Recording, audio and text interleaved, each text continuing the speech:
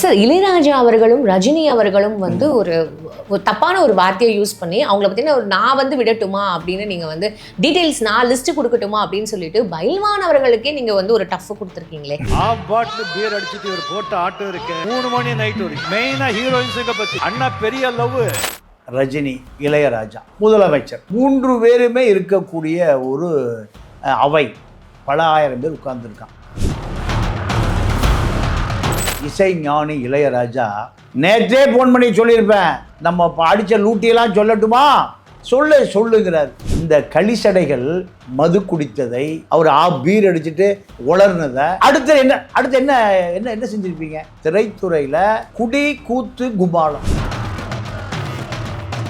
குடி PT lady. Mahendra, Rajini, Ilaiyaraaja அடித்த லூட்டிகளை சொல்லட்டுமா? அதான் குடிச்சாச்சு, பீர் அடிச்சாச்சு, ஃபுல் பாட்டில் அடிச்சாச்சு. அடுத்து என்ன?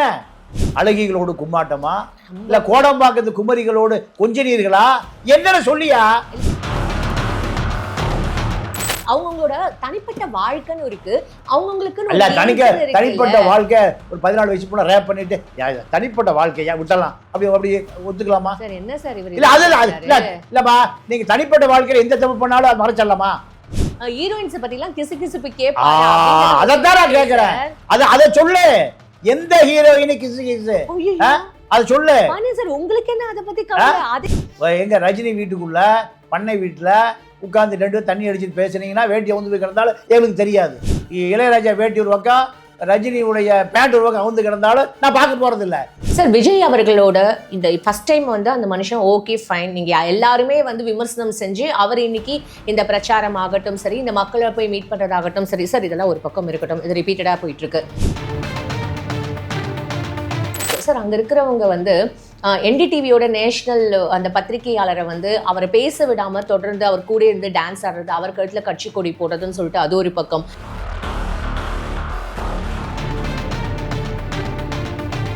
பெண்கள் எல்லாரையும் வந்து ரொம்ப ஒரு தரக்குறைவா நடத்தின மாதிரி இவ்வளவு விமர்சனங்கள் எழுது சார்.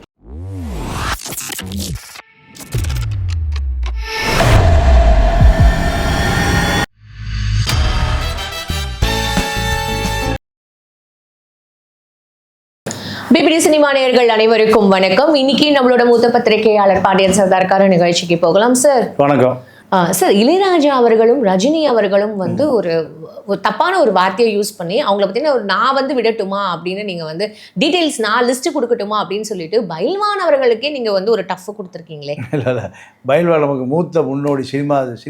சினிமா துறையில் நான் அவரோட என்ன இணைச்செல்லாம் பேசாதீங்க. அவருக்கு தனித்துவம் இருக்குது, எனக்கு தனித்துவம் இருக்குது. அதாவது ரஜினி, இளையராஜா, முதலமைச்சர் 3 பேருமே இருக்கக்கூடிய ஒரு அவை. பல ஆயிரம் பேர் உட்கார்ந்துருக்கான். இந்த இசை ஞானி இளையராஜா நேற்றே ஃபோன் பண்ணி சொல்லியிருப்பேன், நம்ம அடித்த லூட்டியெல்லாம் சொல்லட்டுமா இப்படின்னு கேட்குறாரு. சொல்லுங்கிறார். உடனே அவர் பாதியில் எழுந்திரிச்சு வந்து இவர் அம்பேத்கர், அவர் பெரியார், இன்னொருத்தர் ரெட்டமலை சீனிவாசன், களிசடைகள். இந்த களிசடைகள் மது குடித்ததை, அவர் பீர் அடிச்சுட்டு உளர்னதை அடுத்து என்ன செஞ்சிருப்பீங்க? திரைத்துறையில் குடி கூத்து குபாலம், குடி பீடி லேடி. இதுதான் இந்த பழக்கம் உள்ள நீங்கள் எப்படி மேஸ்ட்ரோவாக, சூப்பர் ஸ்டாராக, உங்களுடைய அந்தப்புறம் அதுதான், உங்களுடைய அந்தப்புறம் இதுதான். மலேசியாவில் ஒரு படம் ரிலீஸ்க்கு இப்போ டிக்கெட் கிடைக்கல, ஒரு மாடியிலிருந்து செத்து போயிட்டான்னு நம்ம ஒரு 10 வருஷத்துக்கு முந்தி படித்தேன். அப்போது இந்த முட்டாள் கூட்டத்துக்கு தலைமை தாங்குகிற நீங்கள் மகேந்திர, ரஜினி, இளையராஜா 3 பேரும் அடித்த லூட்டிகளை சொல்லட்டுமா? அதான் குடிச்சாச்சு, பீர் அடிச்சாச்சு, ஃபுல் பாட்டில் அடிச்சாச்சு. அடுத்து என்ன? அழகிகளோடு கும்மாட்டமா, இல்ல கோடம்பாக்கத்து குமரிகளோடு கொஞ்சனீர்களா? என்ன சொல்லியா? இல்ல நேரா குடிச்சிட்டு போதையில ராகவேந்திர போனையா? இல்ல ராகவேந்திர போனையா? இல்ல நீ சங்கரபுரத்துக்கு போனியா? எங்க போன குடிச்சிட்டு? கும்மால படிப்பதற்கு எங்க போன? சொல்லணுமா இல்லையா? அடுத்து என்ன? மறைத்ததை சொல்லுமா இல்லையா? அத நான் எதை மறைச்சா? இல்ல ஒரு நிமிஷம், நான் இது சப்போர்ட் பண்ணி பேசுறேன். ஆனா சப்போர்ட் பண்ணுங்களா? இல்ல ஒரு நிமிஷம் சார், நீங்க வந்து அவங்களோட தனிப்பட்ட வாழ்க்கைன்னு இருக்கு, அவங்களுக்குன்னு இல்ல தனிப்பட்ட வாழ்க்கை. ஒரு 14 வயசு போல ரேப் பண்ணிட்டு தனிப்பட்ட வாழ்க்கையா விட்டலாம், அப்படி ஒத்துக்கலாமா சார்? என்ன சார் இவரு? இல்ல அது இல்லப்பா, நீங்க தனிப்பட்ட வாழ்க்கையில எந்த தப்பு பண்ணாலும் அது மறைச்சிடலாமா? நீங்க அப்படி மறைக்கிறீங்களா சார்? நீங்க சம்பந்தமே இல்ல உங்களுக்கு தான் சம்பந்தம் இல்ல, நீங்க தப்பை மறைக்கிறதுக்கு சப்போர்ட் பண்றீங்க, தப்பை மறைப்பதற்கு சப்போர்ட் பண்றீங்க. அப்ப அதே வாழ்க்கைய நீங்க விரும்புறீங்களா? சார் இல்லமா அடுத்த சொல்லட்டுமா? என்ன சொல்ல வர்றாரு சொல்லணுமா இல்லையா? இல்ல இப்ப அவர் சொல்லாததுதான் இப்ப உங்களுக்கு வருத்தமா இருக்கா? இல்ல அப்ப மறைச்சணுங்கிறதா உங்களுக்கு வருத்தமா?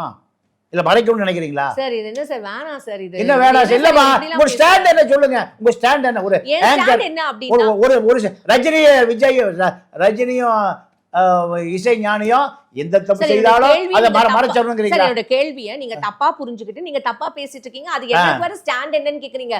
என்னோட ஸ்டாண்ட் இல்ல அது தவறு இல்லையா? அது தப்பு தான் சார். அடுத்து நான் சொல்லட்டுமா? இல்லமா நீங்க மேடையில வந்து பேசுறத நானும் அக்ரி பண்ணிக்கல.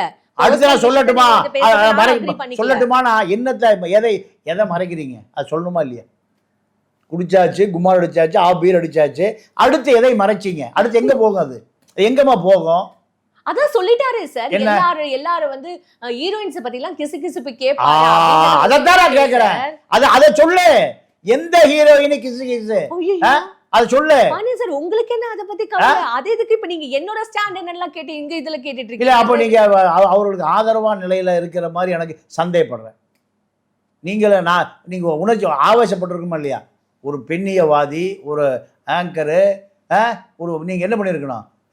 2 பேரையும் உங்களுடைய அந்த புறத்தை உரிச்சு தொங்க விட்டுருவோம் நீங்க சொல்லிருக்கணுமா இல்லையா? சார் எனக்கு தெரியாதே சார், இல்ல நானும் உரிச்சு தொங்க விடுவேன். எனக்கு ஒரு கேள்வி இங்க என்ன அப்படின்னா, அவங்க பகிரங்கமா இவ்வளவு ஏஜ் ஃபேக்டர், இவ்வளவு எக்ஸ்பீரியன்ஸ் இருக்கிறவங்க, அதுவும் ஒரு முதலமைச்சர் இருக்கிற இப்பேற்பட்ட ஒரு விழால இந்த மாதிரியான ஒரு விஷயங்கள் பேசினது தவறு, மிகப்பெரிய தவறு. அதை நானும் வந்து அக்செப்ட் பண்ணிக்கல.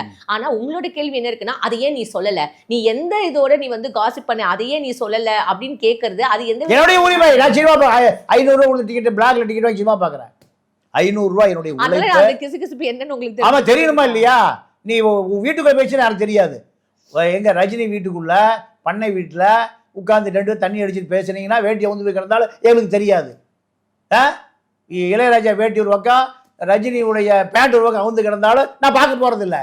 ஆனால் பல லட்சம் பேர், பல கோடி பேர் பார்க்குற ஒரு மேடையில் மக்கள் ஓட்டு போட்டு பல கோடி பேர் ஓட்டு போட்டு ஒரு முதலமைச்சர் தேர்ந்தெடுத்தா முதலமைச்சரை உட்கார வைத்து கொண்டு கிசு நடிகை கிசு ஃபுல் பாட்டில் அடித்தோம், பீர் அடித்தோம், வேட்டி அவுந்து கிடந்தது இளையராஜாவுக்கு, ரஜினிகாந்துக்கு பேண்டே போடல.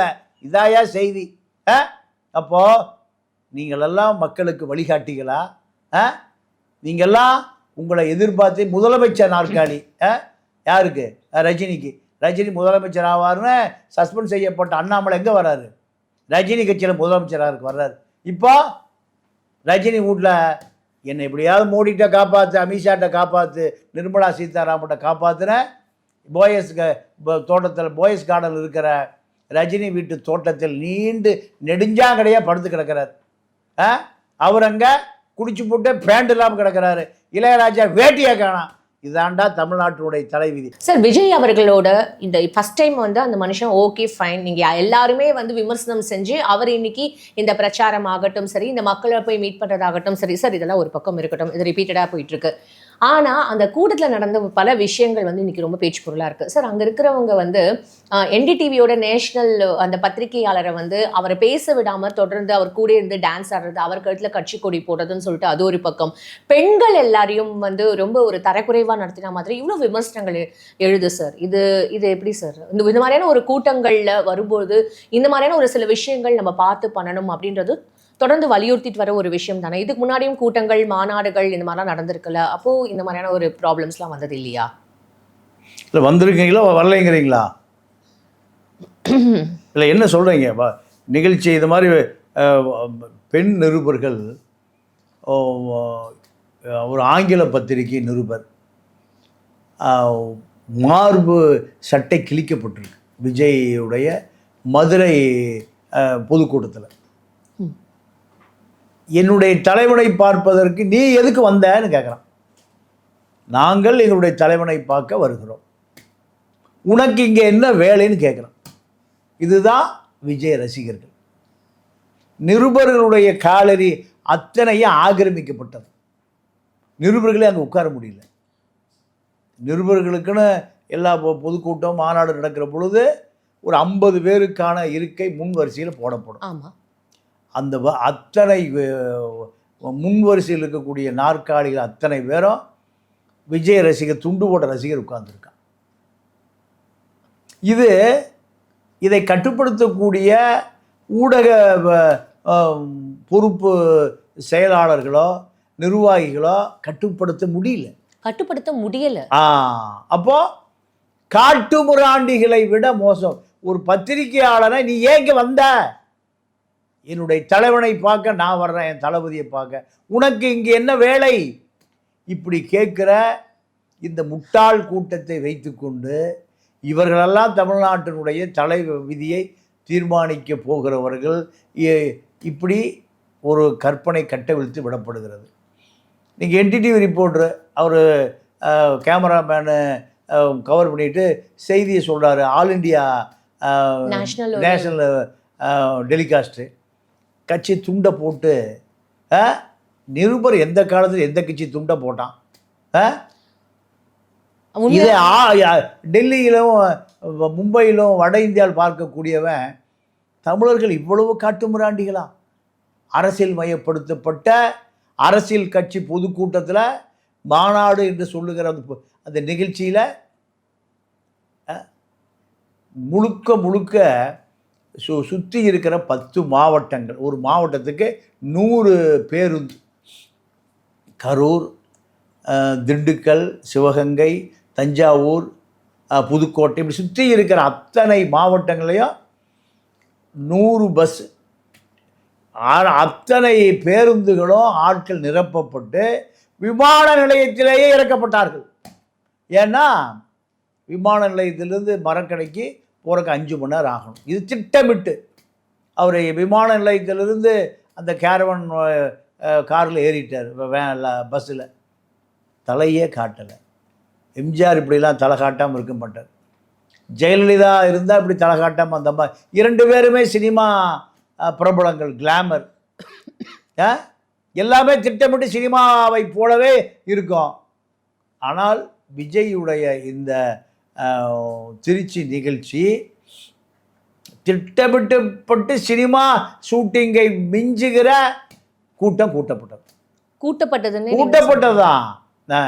ஒரு பக்கம் வந்து வேற மாதிரியான ஒரு ஆங்கிள்ஸ்லயும் வந்து பெண்கள் எல்லாம் வந்து காமிக்கிறாங்க. ஒரு சில பெண்கள் வந்து அழறாங்க, என்ன எங்க அண்ணாவை நான் பாத்துட்டேன், எனக்கு இதுதான் அப்படின்னு சொல்லிட்டு காட்டுறாங்க. இன்னொரு பக்கம் வந்து என்னன்னா, ஒரு பெண்மணி ரொம்ப எமோஷனலா பேசியிருக்காங்க. அவங்க என்ன சொன்னாங்கன்னா, நான் காலையில இருந்து இங்க வெயிட் பண்றேன், உங்களால என்ன வந்து பார்க்க கூட முடியலையா? இவ்வளவு தூரம் நீங்க வந்தீங்க, இந்த இடத்துக்கு வர்றதுக்கு உங்களுக்கு எவ்வளவு நேரம் ஆகும்? நாங்க எவ்வளவு நேரம் வெயிட் பண்ணிட்டு இருக்கோம். என்னோட ஓட்டு விஜய் அவங்களுக்கு கிடையாது, நான் ஓட்டு போடவே மாட்டேன், ஏன்னா நீங்க வந்து என்ன பார்க்கவே இல்லை அப்படின்னு சொல்லிட்டு அவங்க ரொம்ப உணர்ச்சி பொங்க வந்து பேசியிருக்காங்க. ஏமா உன்னை வந்து பார்க்காததுக்காக நீ ஓட்டு போட மாட்டேன்னு கேட்டா, இங்க வந்து வரேன்னு சொல்லியிருக்கீங்க, இந்த ஒரு பேசிக்கான ஒரு விஷயமே உங்களால நிறைவேற்ற முடியலையே, நாளைக்கு நீங்க ஆட்சிக்கு வந்தா நீங்க என்ன மாதிரியான ஒரு விஷயங்கள் செய்வீங்க, எதை நம்பி நான் ஓட்டு போடுவேன்ற மாதிரி அவ்வளவு ஆக்ரோஷமா பேசியிருக்காங்க. அந்த பெண் மனநோயாளியா இருப்பா, வீட்டுல விரட்டப்பட்ட ஒரு அபலையா இருக்கும். கணவனை, குழந்தை, அப்பா, அம்மா, வயதானவர்களை விட்டுட்டு நீங்க எந்த லேடியாவே இருக்கட்டுமா, பெண் தானே, நீங்க இன்னும் அடக்க ஒடுக்கமாக இருக்க வேண்டியவர்கள் முகமதிய பெண்மணி. அந்த அம்மா ஒரு சினிமா நடிகனை பார்ப்பதற்கு தெருவுக்கு வர்றாங்கன்னா இப்படி இவங்க அவங்க வந்து கோரிக்கை ஏதோ வைக்கிறதுக்காக. என்ன கோரிக்கை? என் விஜய் தான் போய் கோரிக்கை முதலமைச்சர்கிட்ட வைக்கணும். கோரிக்கை விஜய் என்ன முதலமைச்சரா இல்லை ஏதாவது அந்த தொகுதி எம்எல்ஏவா?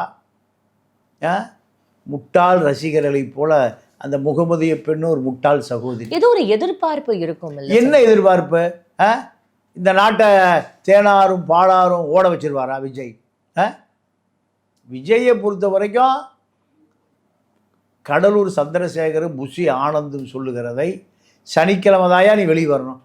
சனியினுடைய உக்கர பார்வை, சனி பிடிச்சிருக்கு உனக்கு, அந்த சனி விலகுவதற்கு சனிக்கிழமை வெளியே மக்களை சந்திச்சா தான் அந்த சனி மக்களோடு மக்களாக போயிடும்.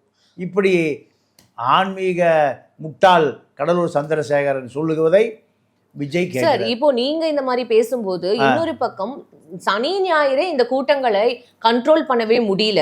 அதனால எவ்வளவு பேர் வந்து தவிச்சு அதுக்கு ஒரு பக்கம் வந்து பேசியிருக்காங்க. என்னன்னா, உங்களால இன்னைக்கு விஜய் அவர்களால என்னோட வாழ்வாதாரம் போச்சே, இன்னைக்கு விஜய் அவர்களால நான் வந்து நான் வயசானவன், எனக்கு 60 வயசு ஆகுது, என்னால எப்படி வந்து ஒரு 8 கிலோமீட்டர் 9 கிலோமீட்டர் நடந்து போக முடியும், அந்த பக்கம் எல்லாமே நீங்க பிளாக் பண்ணி வச்சிருக்கீங்கன்னு சொல்றாரு. சோ சனிக்கிழமை ஞாயிற்றுக்கிழமை அந்த நாள்கள் வர்றதுக்கே அவருக்கு இவ்வளவு வந்து ஒரு பிரச்சனைகள் இருக்கும்போது வீக் டேஸ்ல வந்தா அப்ப எவ்வளவு பேரோட வாழ்வாதாரம் பாதிக்கும்ன்றதை நம்ம யோசிக்கணும்ல சார். இல்லைம்மா, அதை விஜய தேசிய பாதுகாப்பு திட்டத்தில் தனிமை சிறையில் அடைக்கணும். தனிமை சிறை? ஆமாம், அடைக்கணும். அப்போ தான் பொதுமக்கள் வாழ்கிற பகுதி திருச்சி, தஞ்சாவூர், சென்னை, இங்கே கூட்டம் கூட்ட வேண்டிய அவசியம் என்ன? நீ எங்கே கூட்டணும்? தீவு தடலை கூட்டிக்க. மக்களுக்கு தொந்தரவு இல்லாத திருச்சியிலேருந்து ஒரு 20 கிலோமீட்டர் தள்ளி பல மைதானங்கள் காலியாக கிடக்கு, அங்கே கூட்ட வேண்டியதானே? கூட்டம் இல்லை சார், இப்போ மக்களை போய் பார்க்க வேண்டியது. மக்களை போய் ஏன் பார்க்குற? நீ அங்கே போய் ஏன் பார்க்குற? 100 பஸ்ஸில் 10 மாவட்டங்களில் கொண்டு வந்து இறக்கி திட்டமிடப்பட்டு ஒரு நெருக்கடி உருவாக்கி திட்டமிடப்பட்டு மக்கள் வெள்ளத்தில் நீந்துவதைப் போல பணம் கொடுக்கப்பட்டு, சாராயம் கொடுக்கப்பட்டு, பணம் கொடுக்கப்பட்டு, இந்த நபர்கள் பொதுமக்களுக்கு மிகப்பெரிய இடையூறு. விமான நிலையத்துக்கு 5 மணி நேரம் யாரும் போக முடியல, அங்கே யாரும் வெளியில் வர முடியல. சிதம்பரம் அவர்களோட கான்வாயே வந்து நின்றுடுச்சு. அப்போ இதெல்லாம் திட்டமிட்டு உருவாக்கப்படுகிறது. இந்த சினிமாக்கார எப்பவுமே, நான் ஒரு திரைப்பட ஷூட்டிங் பார்த்தேன் ஒரு 20 வருடங்களுக்கு முன்பு. இந்த திரைப்பட நடிகர்கள், தயாரிப்பாளர்கள் அத்தனை பேரையும் இந்த பொதுமக்கள் நீங்கள் ஓட ஓட விரட்டணும். ஒரு பள்ளிக்கூடத்தில் ஒரு ஷூட்டிங் நான் பார்த்ததே சென்னையில் 20 வருஷங்களுக்கு முன்பு. ஒரு குண்டு வெடிக்குது, குழந்தையெல்லாம் பயந்து ஓடுது. இப்படி ஒரு சீன் எடுக்கணும். ஒரு பள்ளிக்கூடத்தில் இதே போல் குண்டு வெடிக்கிற மாதிரி ஒரு சீன் வைக்கிறாங்க. குழந்தையெல்லாம் சிரிச்சுட்டு போகுது, ஏன்னா மத்தாப்புன்னு நினச்சிக்கிட்டு போகுது. அது ஒரு சீனி வெடி, சங்கு சக்கரம்னு நினச்சிட்டு போகுது. டைரக்டர் சொல்கிறாரு, இல்லை, இந்த குழந்தைங்கள்லாம் இப்போ 10 பேர்கிட்ட குச்சியை கொடுத்து அடிக்க சொல்கிறான். பச்சை குழந்தைகளை பள்ளிக்கூடத்தில் இதுக்கு ஒரு நன்கொடை பள்ளிக்கூடத்துக்கு கொடுத்தாச்சு. அந்த குழந்தைகளை தடியை கொண்டு சினிமா உதவியாளர் அடிக்கிறான், பதறி போய் ஓடுது, அதை ஷூட் பண்ணுறான். இந்த மாதிரி குரூர எண்ணம் படைத்தவன் தான் அத்தனை சினிமாக்காரன். அவர்களுக்கு 1000 கோடிக்கு வர்த்தகம் நடக்கணும். உழைத்து களைத்தவனிலிருந்து 500 ரூபா ஒரு டிக்கெட்டுக்கு, ஒரு ஷோவுக்கு ஒரு ஆளுக்கிட்ட 500 ரூபாய் என்பது அரை மூட்டை நெல்லை உற்பத்தி பண்ணுவதற்கு 6 மாதம் ஆகும். இந்த நபர்கள் 200 கோடி ரூபாய் பாருங்க. இளையராஜாவும் ரஜினிகாந்தும் அந்த அரசு நடத்துகிற விழாவில் சரக்கு அடித்தோம், புல் அடித்தோம், அவர் பீர் அடித்தார். நான் ரஜினிகாந்த் இளையராஜா 3 பேர் அடிச்சுட்டு பல நடிகைகளோடு நாங்கள் அடுத்து அது போல கேவலமாக இல்லையே? இதுக்கு ஒரு முதலமைச்சர், இதுக்கு இசை ஞானி, உன்னுடைய அடையாளம் என்ன? பள்ளிக்கூடம் கட்டணும்னு பண்ணைபுரத்துலேருந்து பல பேர் வந்தால் அவர்களை அடித்து விரட்டிட்டு நீயே 4 கோடி ரூபாய் முகாம்பிகை கோயிலுக்கு கொண்டு கொடுக்குறீன்னா நீ எவ்வளவு மிக மட்டமான மனிதன். இந்த மட்டமான மனிதன் ஒரு தமிழ் பாதிரியார் ஜெகத் கஸ்பார் ஒவ்வொரு வீடுகளுக்குள்ளும் தேவாரம், திருவாசகம், திருக்குறள், 10 பாட்டு, 11 கீழ்கணக்கு இதெல்லாம் ஒவ்வொரு வீட்டில் போய் ஒழிக்கணும்னு முடிவு பண்ணி இந்த பண்ணைபுரத்து ஒரு ஒடுக்கப்பட்ட சமூகத்தில் இருந்து உன்னை இந்த மக்கள் கொண்டாடினான். ஆனால் நீ அந்த தேவாரம், திருவாசகம், 10 பாட்டு, 11 கீழ்கணக்கு இதெல்லாம் பாடாமல் சங்கர மடத்தில் போய் சங்கியாக மாறிவிட்டாய். உன்னை ஸ்ரீரங்கம் கோபுரம் கட்டுகிற போது பல கோடியை கொடுத்த, கும்பாபிஷேகம் பண்ணுகிற பொழுது உன்னை உள்ளேயே விடலை. ஏன்? ஒடுக்கப்பட்டவன் நீ. பார்த்தால், வந்தால், நின்றால், தொட்டால் தீட்டுன்னு உன்னை உள்ளே விடலை.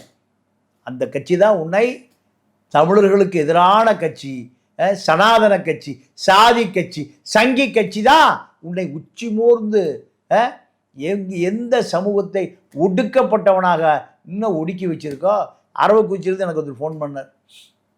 பஸ் ஸ்டாண்டு கட்ட மாட்டேங்கிறான் சார் எங்கள் ஊரில், ஒடுக்கப்பட்டவன் வாழ்கிற ஊரில். ஏன் பஸ் ஸ்டாப் கட்டினா 10 பேர் உட்காந்துக்குவான், ஒடுக்கப்பட்ட மக்கள் உட்காந்துக்குவான். பெரிய சாதி போகும்போது எந்திரிக்க மாட்டான். இதுக்காக பஸ் ஸ்டாப் கட்டாமல் 15 ஆண்டு காலம் அதுக்கு அனுமதி கொடுக்கப்பட்டு, நகராட்சியில் பேரூராட்சியில் அனுமதி கொடுக்கப்பட்டு 15 வருஷமா பஸ் ஸ்டாப்பே கட்டல. தெரியுமா அந்த இசை நோனிக்கு? தெரியுமா? தெரியாது. ரஜினி சொல்லுகிறார் நாங்கள்லாம் புல் பாட்டில் அடிப்போம் சார். அது வந்து அந்த மேடை இல்லம்மா, வந்து மேடையா கத்திரிக்காதாமா. இதே போன்ற கூட்டம் தான் விஜய்க்கு வந்த கூட்டம். இதே போன்ற கூட்டம் தான். இவர்களை ஏன் பின்தொடர்கிறாய்? இவர்களே ஒரு களிசடைகள், சினிமா களிசடைகள். நல்ல பழக்கத்தை கற்றுக் கொடுப்பதற்கு எங்கே போய் அம்பேத்கரை படி, பெரியாரை படி.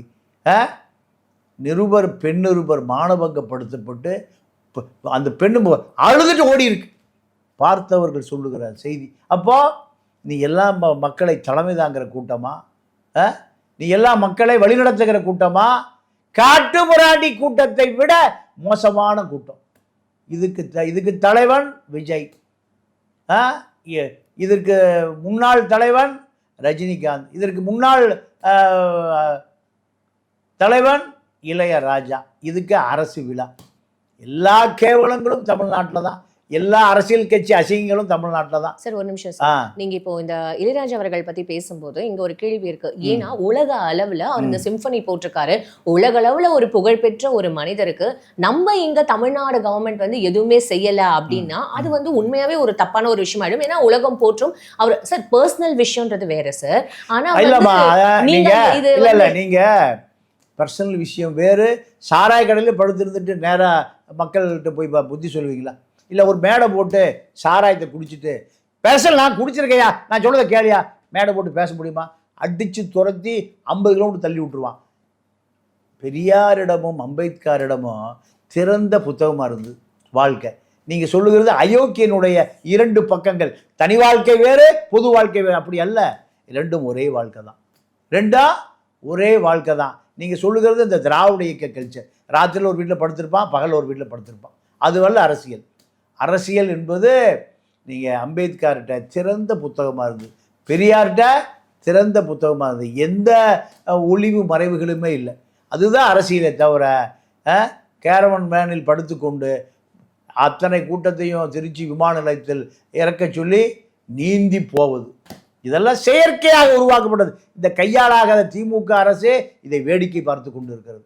புஷி ஆனந்தையும் ஆதவர்ஜனாவையும் குண்டர் சட்டத்தில் அடைத்திருந்தால் திருச்சியில் இத்தனை பேருக்கு இடையூறே வராது. திருப்பி மதுரையில் இதே போல் இடையூறு வரும், தஞ்சாவூரில் வரும், பெரம்பலூரில், எல்லா ஊர்லையும் இப்படி தான். ஏன்னா அரசு செயலிழந்து போயிடுச்சு. அரசு மக்களுக்கானது அல்ல. ஏன் ஏர்போர்ட் இவ்வளோ கூட்டத்தை கூட்டுற? போ ஊருக்கு வெளியில் ஒரு இடத்த ஒதுக்கி கொடு. பாண்டியன் சார், நீங்க தான் வந்து இதுக்கு முன்னாடி இருக்கிற பேட்டியில என்ன சொன்னீங்கன்னா, நீ மக்களை வந்து பாத்தியா, பனையூர்லயே இருப்பியா, மக்களை பாப்பீங்கன்னா ஏர்போர்ட்ல பாப்பீங்களா? இல்லம்மா, மக்களை பாப்பீங்கன்னா ஏர்போர்ட்ல தான் பாப்பீங்க. மக்களை பாக்கிறதுக்கு ஏர்போர்ட்ல எதுக்கு இவ்வளவு கூட்டத்தை கூட்டுற? நீ சந்திக்க வேண்டிய இடம் எங்க? ஏர்போர்ட்லையா? அத்தனை பஸ்ஸும் மாவட்டத்துக்கு 100 பஸ்ஸு, 10 மாவட்டத்தில் 1000 பஸ்ஸை எங்கே கொண்டு வந்து இறக்குறீங்க ஏர்போர்ட்டில்? யாரை ஏமாற்றுவதற்கு? எந்த ஊடகங்களும், எந்த அச்சு ஊடகம், காட்சி ஊடகம்லாம் இது செய்தியே ஆக்கலை. இப்போ திமுக ஊடகம், திமுகவினுடைய பெண் நிறுவனம், மாப்பிள்ளையுடைய பெண் நிறுவனம்லாம் என்ன பண்ணுதுன்னா, அதிமுகவினுடைய ஐடி விங்குக்குள்ள 20 லட்ச ரூபா கொடுத்து பல பேர் பர்ச்சேஸ் செய்யப்படுகிறார்கள். எங்க அதிமுக ஐடி என்ன செய்கிறாங்கப்பா? அதிமுக ஐடி விங் எப்படி செயல்படுகிறது? அதுக்குள்ளே ஊடுருவ வைத்து அவர்களை விலைக்கு வாங்கி அந்த இதுக்கு தான் நேரம் இருக்குது. எப்படியாவது ஆட்சிக்கு வந்து வரணும், எப்படியாவது பதவி, எப்படியாவது மீண்டும் அமைச்சர். இந்த விரிபிடிச்ச திமுக தான் விஜயை திட்டமிட்டு வளர்த்துகிறது. ஜெயலலிதா வந்தா ஏர்போர்ட்ல எவ்வளவு கூட்டம் கூடும்? எந்த முதலமைச்சர் வந்தாலும், எந்த அரசியல் கட்சி தலைவர் வந்தாலும் விமான நிலையத்தில் தான் எல்லாம் கொண்டு குவிப்பாங்க. விமான நிலையம் பிளான் பண்ணி பண்ணது திட்டமிட்டு விஜய் அவர்கள் வராங்க. திட்டமிட்டு சினிமாக்காரன் போல செயற்கையாத்தமாக இருப்பான். சொல்லுவது ஒன்று செயல் ஒன்றாக இருக்கும்.